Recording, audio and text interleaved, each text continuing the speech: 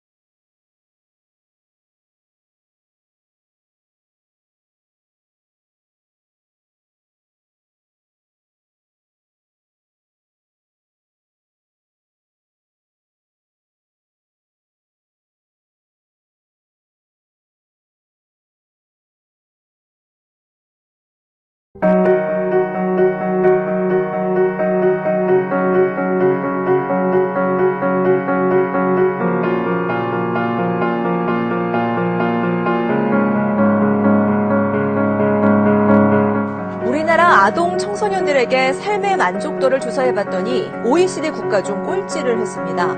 1위 네덜란드가 100점 만점, 우리나라는 60점이 나왔는데요. 역시 학업 스트레스가 가장 큰 원인으로 꼽혔습니다. 학업 문제로 심한 스트레스를 받던 여고생이 스스로 목숨을 끊었습니다. 경기도 파주의 한 아파트입니다. 오늘 새벽 0시 30분쯤 이 아파트 25층에 살던 16살 김모 양이 아파트 베란다에서 스스로 뛰어내려 숨졌습니다. 김 양은 유서에서 심각한 학업 스트레스를 호소한 것으로 알려졌습니다. 지난해 수능시험 3개 지리 문제 하나가 잘못 출제됐다고 수험생들이 소송을 냈는데요. 항소심에서 출제 오류가 인정됐습니다. 수능 등급 결정도 취소하라는 판결이 났고요. 관련 소송이 잇따를 듯합니다. 홍서구 기자입니다. 지난해 대학 수학능력시험의 세계지리 8번 문항입니다.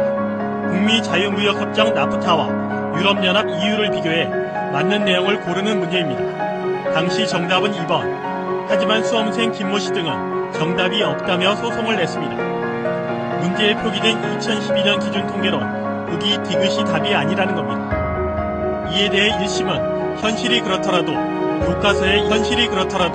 교과서의 EU의 경제 규모가 나프타를 앞서는 것으로 나와 있었던 만큼 평균 수준의 수험생들이 선택할 답은 2번뿐이라는 한국교육과정평가원의 주장을 인용했습니다. 지난해 치른 2014학년도 수능시험 세계지리 8번 문제가 뜨거운 감자로 떠올랐습니다. 교육과정평가원은 2009년자를 인용한 교과서를 토대로 유럽연합의 총 생산량이 크다고 본 거고요. 소송을 낸 수험생들은 통계청의 2007년부터 2012년까지의 통계를 토대로 나프타의 총 생산량이 더 크다고 주장하는 겁니다.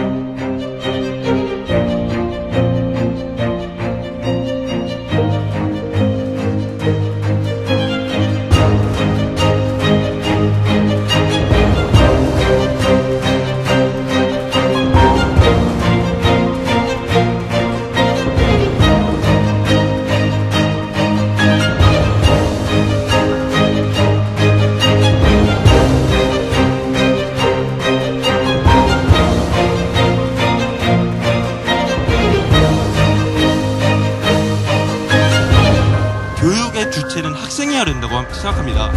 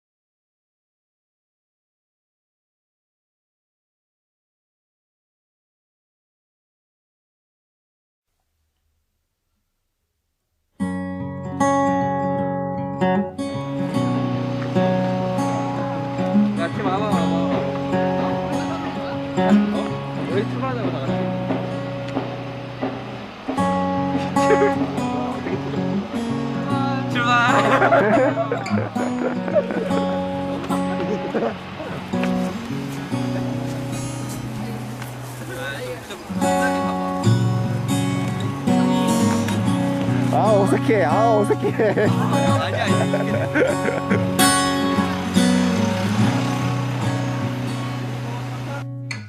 기말고사 일주일 전이었어. 그때도 여느 때가 다름없었다면 그냥 체육 수업을 해야 할 텐데 선생님이 그냥 아이들이 자습을 요구한다는 이유만으로 그냥 체육 수업을 취소하고 교실에서 아이들에게 자습을 시키신 거야. 근데 사실 뭐 우리가 이렇게 당연히 국영수가 체육, 뭐 음악, 미술 이런 것보다 중요하다 하지만 나중에 우리가 인생을 살아가는 데 있어서는 국영수만큼이나 또 체육이나 또 음악, 예술, 미술 같은 부분들도 또 중요한 의미를 가지고 있다고 생각하거든. 그래서 그런 것들을 등한시하는 우리 학교의 분위기가 나는 바뀌어야 한다고 생각해.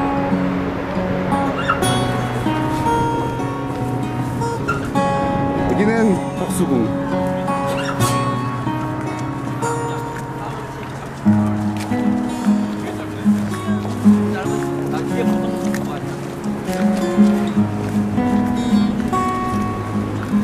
야 혹시 우리 목적지 서울시청이거든. 서울시청 전경 좀 한번 찍어.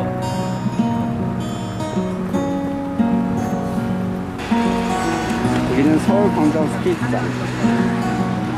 카메라 안 뒤집어지게 잘 보고.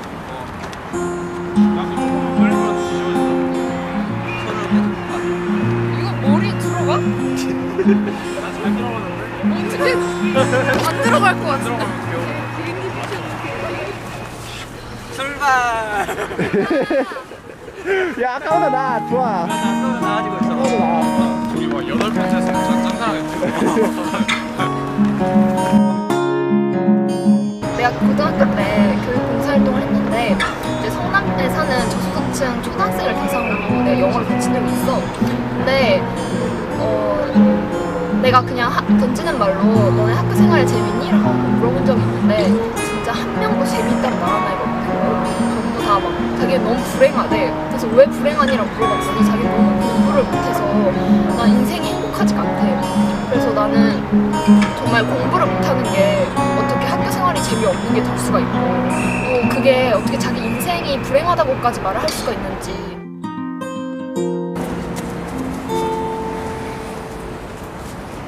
출발합니다.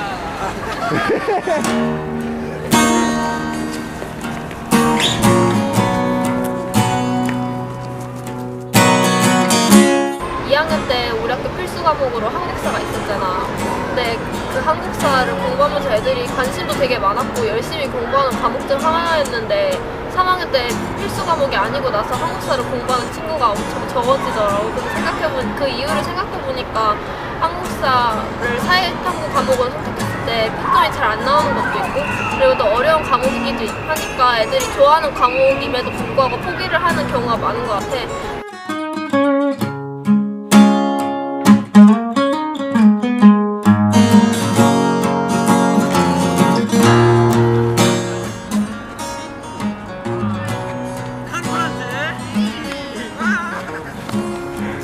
좋아. 너네는 가장 높은 레벨 반이기 때문에 스스로 이제 자신의 오를 지적할 능력이 없으면 너네는 실력이 부족한 거니까 레벨을 낮추라고 하더라고. 난 사실 문제가 오류가 있었다고 이야기를 하는 거였는데 나의 그런 이견은 이제 이견같이도 좀 들리지 않은 거지, 어떻게 생각하면. 그러고 이제 약간 공개된 장소에서 그렇게 얘기하는 게 좀 난 모욕감을 느꼈어, 사실. 그러면서 이제 문득 생각한 것이 이렇게 시험으로 이렇게 모든 것을 판별해버리면 시스템이 잘못되는데도 불구하고 학생들은 자기 자신한테서 문제를 찾게 당연스럽게 그게 유도가 되고, 그러면 학생이 주도적으로 공부를 해야 되는 그런 상황이 애초부터 불가능한 거 아닌가라는 생각을 하게 됐어.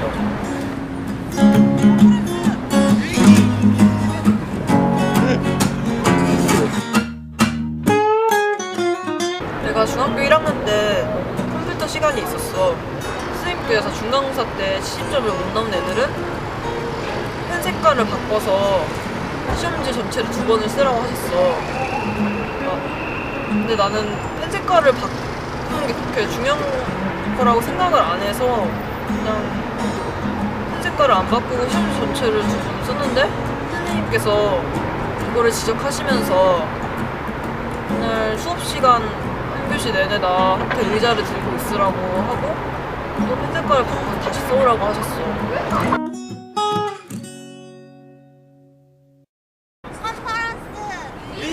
야! 제일 좋았어.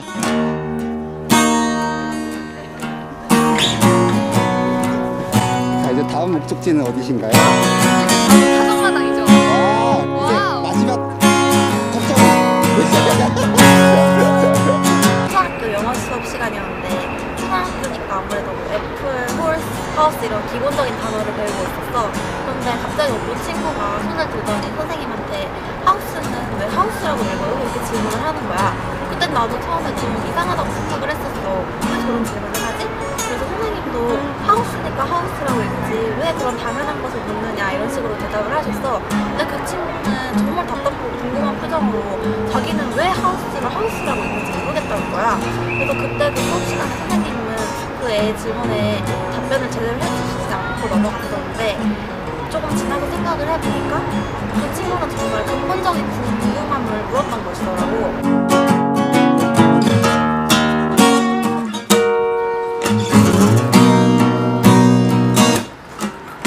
캠페인을 끝낸 소감이 어떠세요? 되게 힘들기도 힘들었지만 교육에 조그마한 바람이라도 일으킬 수 있었다는 생각에 무척 보람이 있었던 것 같아요.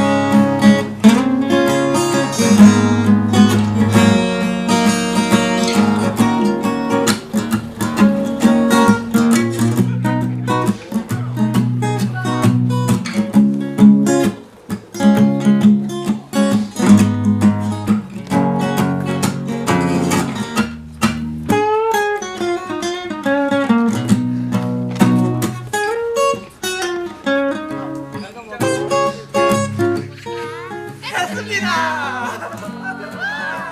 6월 28일에 에듀 컨퍼런스 위기가 개최됩니다. 많이 참여해주세요.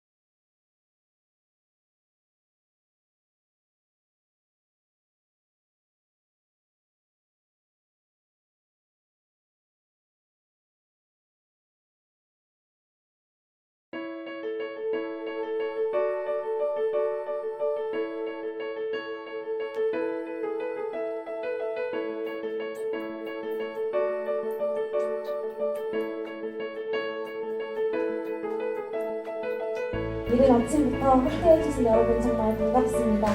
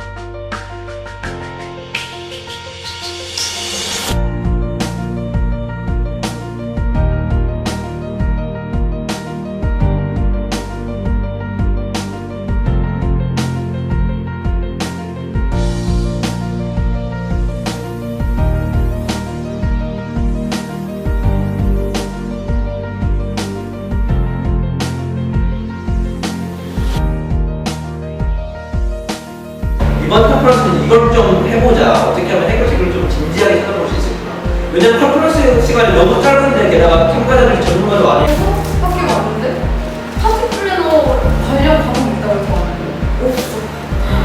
이제 뭐지? 전과를 하려고 하니까 그런 길도 전혀 없고. 그러고 있는 항상 내가 누군가부터 시작해서 특히 공부 학습만이라도 정확한 나의 욕구와 지금 문제 제기와 나 스스로 하는 것으로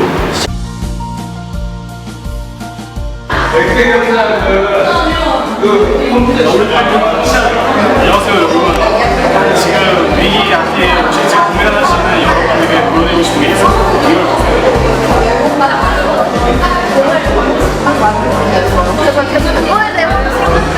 뭐 별로만 없어봐요. 아무튼. 어디서 왔든 배경이 어떻든 이렇게 강남과 또이 관객 속에서 이렇게 만나는 것이 아닌 서로 이렇게 동등한 위치에서 친구가 될 수 있는 그런 모임이 되게 앞으로라고 생각합니다. 사람들과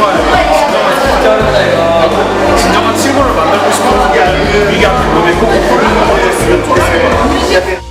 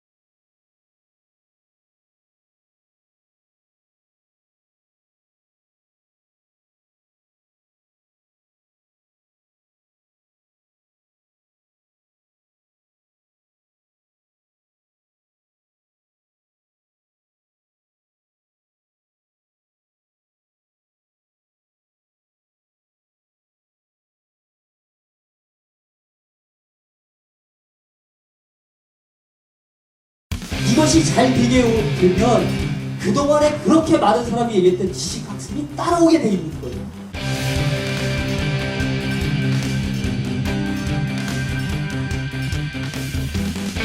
이렇게 사람들이 하나하나 교육에 관심을 갖게 되고 저처럼 교육에 관심이 없던 사람들도 참가하면서 그 관심을 키워나가는 게 저는 교육의 변화의 첫 걸음이 될 거라고 믿어 의심치 않고요.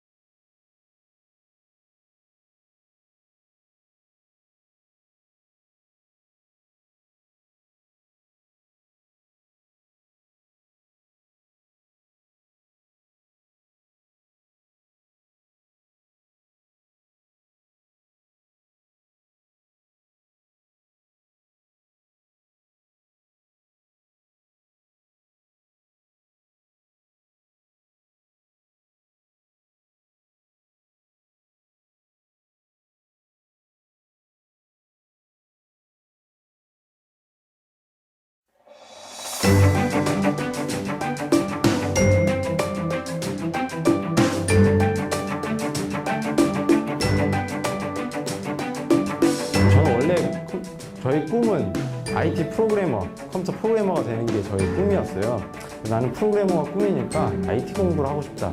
그래서 이제 IT 공부를 이제 저는 중학교 3년 동안 했었고, 그래서 이제 IT 프로그래머가 되겠다 이런 생각을 가지고 이제 고등학교 IT 특성화고등학교에 진학을 했습니다. 시간표에 IT 과목이 없는 거예요. 1학년 시간표에. 아, 이게 뭐지? IT 특성화고인데 IT 과목이 없다는 게 저는 이해가 안 됐어요. 그리고 둘째는 핸드폰을 쓰면 안 된다는 거예요. IT 특성화고등학교인데. 그리고 세 번째, 입학 숙제를 받았는데 그 수능 10개년치 문제를 풀고 노답을 배우라는 거예요. 아, 이게 뭐지? 나 IT 특성화고등학교 입학했는데. 그래서 이제 그렇게 1년을 생활하다 보니까 제 이제 결론은 학교를 다닐 이유가 없어졌다. 나는 IT 공부를 하려고 왔는데 그거를 못하고 있으니까 나는 입시 공부를 하고 싶어서 온 게 아닌데.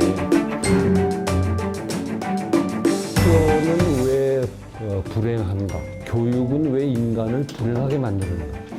지금까지 역사적으로 교육이 인간을 행복하게 하기보다는 불행하게 하는 일을 많이 했습니다. 학교 교육을 통해서. 각국의 교육 정책이 그렇습니다. 영국이 인도를 점령했을 때 세포이라는 데서 독립전쟁이 반란이 일어나요. 영국이 볼 때는 반란이죠. 인도가 볼 때 독립이죠. 독립군을 죽일까 말까 할 때에 처칠이라는 사람이 이렇게 얘기합니다. 어떻게 우리 영국의 젊은이들이 그 고귀한 피를 흘려가지고 영국을 식민지로 소나기에 넣는데 그걸 내줄 수 없다 그래요. 영국 군인의 피가 고귀한 피고 인도의 사람들의 피는 더러운 피입니까?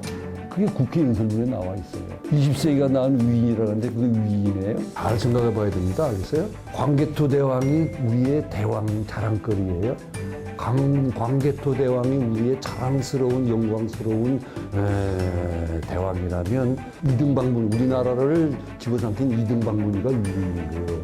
알았어요? 그걸 쏴 죽인 안중근 의사는 위인을 쏴 죽인 사람이고, 그래야 안 그래요? 교육 정책은 역사를 불행하게 만들어요.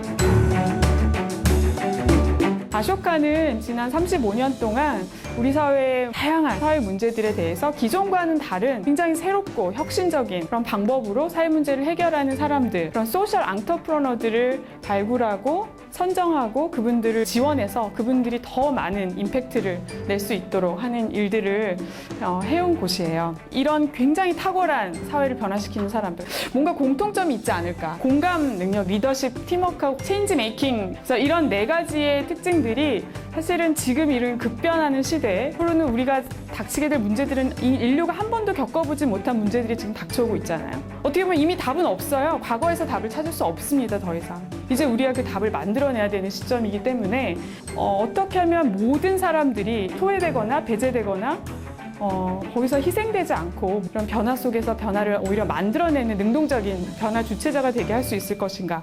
이것이 사실 지금 우리가 고민해야 될 교육이 무슨 역할을 해야 될 것인가의 중심에 있는 질문이 아닌가 싶고요. 기업에는 어떤 사람이 필요할까요? 굉장히 새로운 일을 도전하기를 좋아하고 남이 안 한 거를 막 만들어 보고 싶어 하는 사람. 주어진 일을 갖다가 아주 완벽하게 빈틈없이 야무지게 해내는 사람. 둘 다 필요해요. 제가 그림을 하나 그려볼게요.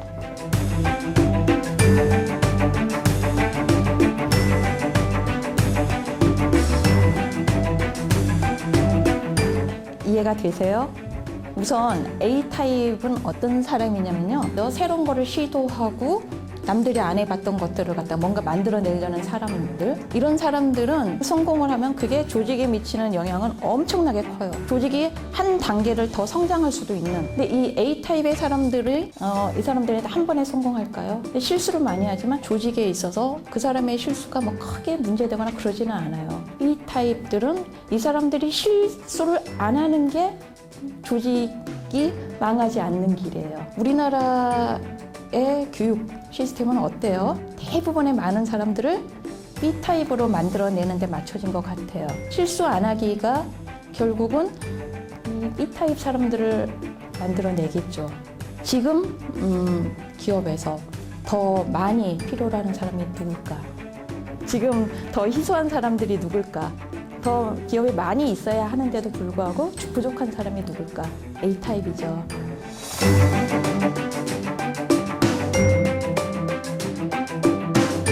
세상의 삶의 형식은 굉장히 다양해요. 저만 해도요 15년 동안 사표 5번을 썼습니다. 다른 사람이 보기에는 좀 이게 위험한 사람이에요. 공립학교 교사를 하다가 사표를 내고 저 지리산에 있는 간디학교 교사하다가 너무 힘들어서 대학에 교수하다가 사표를 내고 이후학교로 왔어요. 이후학교 딱 10년 지난 다음에 사표를 내고 다시 연구원으로 갔어요. 저 같은 삶의 방식이 모범이라는 얘기 아니라요. 삶의 형식은 다양할 수 있다는 거예요. 그래서 이런 생각을 갖도록 하는 것이 학교 교육의 핵심이고요. 이것이 잘 되게 되면 그동안에 그렇게 많은 사람이 얘기했던 지식학습이 따라오게 돼 있는 거예요. 지식학습이 목표가 아니고요. 이런 목표로 가다 보게 되면 공부를 왜 해야 되는지 이유가 만들어진다는 겁니다. 그게 우선이고, 학교라는 곳은 실험과 상상의 플랫폼입니다. 우리 기차 탄 플랫폼. 여러 기차 노선이 와서 거기서 자기 길을 찾아가지요. 여러분의 다양한 상상과 실험이 모이고 그 속에서 다양한 협력을 통해서 토론하고 하는 그런 공간이 학교다. 이런 공간이 학교면 어떻게 돼요? 누구도 재미가 있게 없습니다. 흥미로움이 있습니다. 버클교실 무엇이냐면요. 집에서 온라인으로 제가 올린 10분 이하예요. 굉장히 간단하게 디딤 영상을 올립니다. 교실에서 이렇게 협업으로 통해서 문제를 해결하고 그렇게 아이들이 수업을 채우는 수업이에요. 그래서 저는 수업 시간에 가르치지를 않습니다. 교실에 왔어요. 아무것도 안 가르치잖아요. 아무것도 안 하고 아이들을 쳐다만 보게 되더라고요. 관찰을 하게 되더라고요. 그래서 아이들 이렇게 보면 재능이 보이더라고요. 내가 없어지니까, 내가 수업 시간에 가르치지 않으니까 아이들이 다 채우고 내가 이제 보이는구나 하는 걸 느꼈어요. 그래서 지금은 거의 1년째 이렇게 하고 있습니다. 그러면서 이제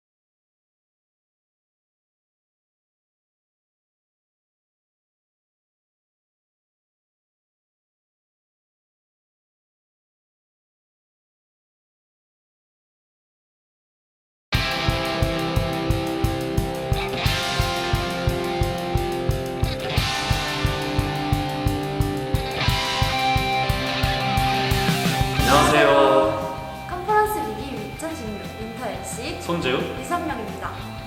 재훈씨, 네. 박도성 교수님이 누구신가요? 박도순 교수님은 고려대학교 명예 교수님으로서 제1대 한국교육과정평가원 원장으로 1993년 첫 수능을 창시하신 분입니다. 네, 그는 36대 한국교육학회 회장이시기도 하며 교육혁신위원회 선임위원이시기도 하셨습니다. 수능의 아버지라고도 불리죠. 수능의 아버지? 그런데 고등학교 때 수능 때문에 받은 스트레스 생각하면 진짜 정말 힘드네요. 그런데 수능을 만드신 분이 왜 더 나은 교육을 위한 컨퍼런스에서 강연하시는지 저는 사실 잘 이해가 안 되는데요. 충격적이게도 수능의 창시자이신 박도순 교수님은 수능이 현대 형태를 유지한다면 차라리 폐지되는 것이 더 낫다고 이야기하십니다. 본인이 의도한 수능은 이러한 수능이 아니라고 하시는데요. 이번 강연에서는 평가의 다양성이라는 주제로 이야기를 나누고 싶다고 하십니다. 입시교육의 정점에 있다고 과언이 아니 수능을 만드신 분께서 시험의 다양화를 말씀하신다니 되게 흥미로운 것 같아요. 컨퍼런스에서 꼭 참석해서 이야기도 듣고 질문도 하고 그래야겠어요. 질문하실 건가요? 질문해야죠. 네, 그럼 질문 컨퍼런스 때 기대하겠습니다. 네, 특히 이번 컨퍼런스 참가자들은 실시간으로 카톡을 통해서 질문을 할 수 있다고 하니 강연자랑 더 이야기 나누기 쉬울 것 같아요. 네, 컨퍼런스 위기는 학생들의 교육 컨퍼런스입니다. 교육에 관심이 있으신 분이라면 누구나 환영합니다. 그럼 그날 봬요.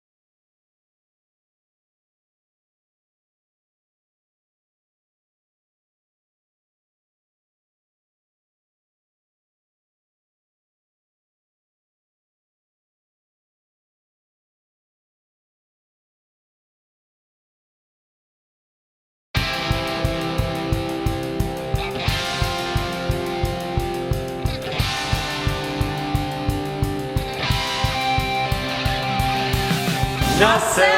네, 컨퍼런스 위기 2016년 윈터 MC 유선명 손재우입니다. 네. 다시 진지하게. 네. 선명 씨, 이승주 선생님은 누구신가요? 네, 이승주 선생님은 인상고등학교 인성부장으로 계시는데요. 작년 SBS 다큐멘터리 바람의 학교에도 출연하셨다고 합니다. 다큐멘터리는 배움에 소외당해왔던 16명의 학생들이 바람의 학교 안에서 당당히 배움의 주체가 되는 과정을 30일간 담아냈는데요. 배움에서 소외된 청소년을 건강한 성인으로 성장시키기 위해 우리의 사회 교육 제도가 어떻게 변해야 하는지에 대한 화두를 던지는 프로그램이라고 하네요. 그거 작년 말에 TV에 나왔던 프로그램 아닌가요? 네, 저도 봤죠, 당연히. 아, 네, 그래요? TV를 잘 안 보는데 진짜요? 봤습니다. 네, 봤습니다. 네, 그런데 평가제도와는 그게 무슨 관련이 있나요? 다큐멘터리에서 이승주 선생님이 학생들에게 시험지를 찍게 하는 유명한 장면이 있는데요. 네. 좋겠다고요? 네. 이전 지필고사가 과연 학생들의 배움을 얼마나 잘 담아내고 있는지 성찰하게 하기 위한 것이었다고 하네요. 교사의 입장에서 평가제도가 교육 현장에서 얼마나 방해가 되고 있는지 말씀해 주신다고 하는데요. 이승주 선생님께서 직접 영상 편지를 보았는데 함께 보시죠. 안녕하십니까, 이승주입니다. 제가 이번에 좀 여러분과 나누고 싶은 강의 내용은 고3 담임 이승주 교실을 버리다입니다. 궁금하시죠, 내용이? 네. 같이 이 이야기에 대해서 서로 좀 나눴으면 좋겠고 그런 좋은 시간이 됐으면 좋겠습니다. 많은 분들 오셔서 같이 우리나라의 교육, 우리나라 교육에 대한 특히 평가 문제에 대해서 함께 고민을 나누는 시간이 됐으면 좋겠습니다. 감사합니다. 그때 봬요. 네. 참, 지금 평가제도를 학생도 싫어하고 교사도 싫어하고 정말 많은 문제가 있긴 한가 봐요. 네. 아니 그럼 수능이라던가 내신이 싫다면 대안은 있겠죠? 네. 뭔가요, 대안이? 네. 그런 거는 직접 컨퍼런스 때 와셔서 여쭤보셔야죠. 센스가 있으시네요. 네, 특히 이번 컨퍼런스에서는 실시간으로 카톡을 통해서 질문을 할 수 있다고 하니까 강연자분들하고 이야기 나누기가 엄청 쉬울 것 같아요. 컨퍼런스 위는 학생들이 직접 기획한 교육 컨퍼런스입니다. 교육에 관심이 있으신 분이라면 누구나 환영합니다. 그럼 그날 봬요. 네.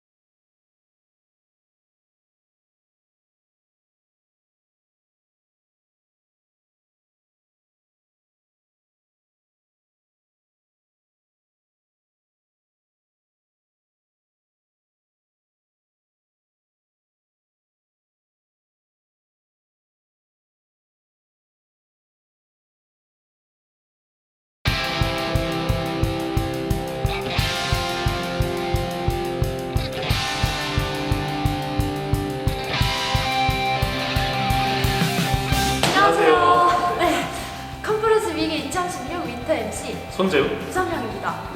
재우 씨, 근데 이번에는 학생이네요? 홍찬 학생이 누구인가요? 홍찬 학생은 올해 고등학교를 졸업하는 65대 수원고등학교 총학생회장입니다. 수원고등학교는 축제가 열리는데 매번 1,500에서 3,000명의 지역 시민들과 함께 즐기는 것으로 유명합니다. 타 학교에 비해 학생 자치가 주체적으로 이루어지는 학교로도 유명한데요. 그렇구나. 저도 축제 참 좋아하는데요. 아, 그러세요? 근데 그렇게 큰 축제가 학생 자치를 통해서 이루어진다는 건 되게 큰 의미가 있는 것 같아요. 아, 그러세요? 네. 무슨 의미가 있을까요? 네, 제가 말씀드리도록 의미가- 하겠습니다. 네. 네, 죄송합니다. 그렇죠. 그래서 이번 강연에서는 스스로의 성장을 위한 자치활동이라는 주제로 학생 자치를 직접 해본 과정과 그 결과, 그리고 자신의 고민을 공유해줄 예정이라고 합니다. 홍천 학생 영상 편지를 보여주셨는데 한번 보실까요? 그럴까요? 네, 함께 보시죠. 네, 안녕하세요. 저는 이번 위기지학 컨퍼런스에서 학생 자치에 대해서 여러분께 강연을 하게 된 홍찬이라고 합니다. 반갑습니다. 저는 스스로의 성장과 학생 자치라는 이름으로 강연을 할 예정인데요. 수원고등학교에서 3년간 학생회 활동을 하면서 느꼈던 점들과 그리고 진행했던 행사 같은 어떤 사례를 기반으로 해서 여러분과 재미있게 이야기 나눠보고자 합니다. 여러분 새해 복 많이 받으시고요. 그럼 소개 영상은 이걸로 마치도록 하겠습니다. 아유, 그러게요. 학생들이 마음껏 원하는 활동을 할 수 있도록 학생들을 믿어주는 것에 대해서 다시 한번 생각해 볼 수 있는 좋은 기회가 될 것 같은데요. 네, 특히 이번 컨퍼런스 참가자들은 실시간으로 카톡을 통해서 질문을 할 수가 있다고 하니 강연자랑 이야기 나누기도 더 쉬울 것 같아요. 네, 컨퍼런스 위기는 학생 기획 교육 컨퍼런스입니다. 교육에 관심이 있으신 분이라면 누구나 환영합니다. 그럼 그날 봬요. 이것도 내가 알고 있어.